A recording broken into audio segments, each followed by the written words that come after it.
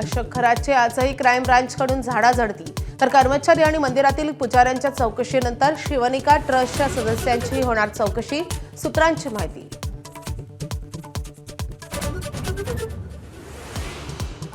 नाशिकमध्ये भोंदू अशोक खरातवर तिसरा गुन्हा दाखल। धार्मिक विधी आणि भविष्य सांगण्याच्या नावाखाली लैंगिक शोषण केल्याच्या पीडितेच्या तक्रारीनंतर गुन्हा दाखल। राजकारण्यांची उठबस वाढल्यामुळे भोंदू अशोक खरातची वाढली होती मुजोरी। जवळच्या व्यक्तीच्या गरोदर पत्नीवरही केले अत्याचार। जवळच्या व्यक्तीने स्पाय कॅमेरे लावून भरला अशोक खरातच्या पापाचा घडा। प्रकाश आंबेडकरांचा आज नागपुरात संघाच्या मुख्यालयावर मोर्चा। एप्स्टीन फाईल्समुळे अडचणीत आलेले पंतप्रधान संघाला कसे चालतात असा जाब विचारणार।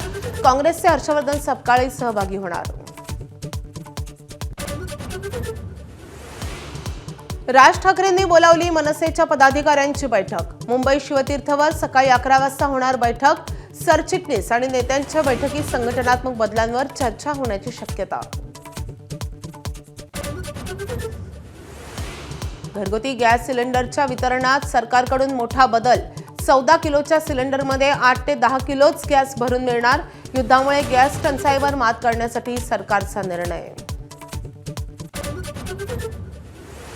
अमेरिका इस्रायलचे इराणवर रात्रभर तुफान हल्ले।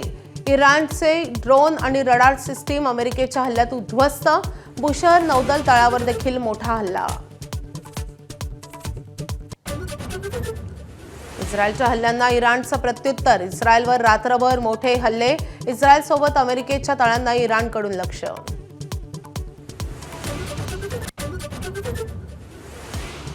आखाती युद्धाचा एअर इंडियाला जबर फटका।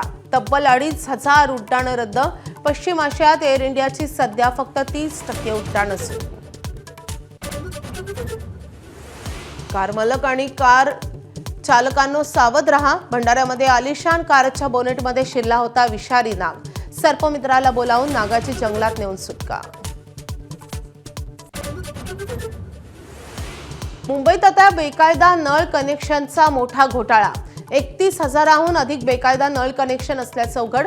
दादर माहीम धारावी कुर्ल्यापासून अंधेरीपर्यंत सुळसुळाट। विदर्भाच्या राजकीय, शैक्षणिक आणि सामाजिक क्षेत्रात ठसा उमटवणारे ज्येष्ठ नेते दत्ता मेघे यांचं निधन। आज पवनारमध्ये अंत्यसंस्कार। काँग्रेसमध्ये आणि शरद पवारांसोबत होते दीर्घकाळ सक्रिय। आज सातारा, सांगली, सोलापुरात अवकाळी पावसाचा अंदाज। मराठवाड्यातील लातूर, धाराशिव जिल्ह्यातही पावसाची शक्यता। शेतकऱ्यांना पुन्हा मोठा फटका बसण्याची शक्यता। पाकिस्तान सुपर लीगचे सामने प्रेक्षकांशिवाय होणार। तेल टंचाईमुळे प्रेक्षकांशिवाय सामने घेण्याचा निर्णय। पीएसएलचे सामने 6 ऐवजी 2च शहरात होणार।